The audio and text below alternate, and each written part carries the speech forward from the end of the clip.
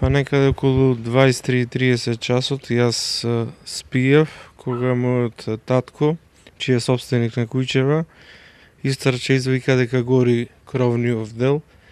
Излеговме сите вознемирени, наеднаш повикавме пожарна.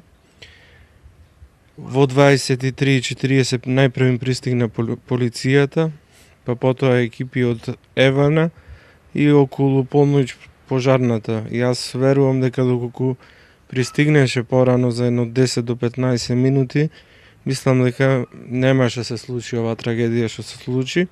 Во однос на куќата, пристигна екипи од крим техника и од полициска станица Прилеп и констатираја дека проблем е електричната инсталација. Апел до градоначалникот, до советот за една помош, колку е во можност локалната самоуправа, колку е и тој во можност.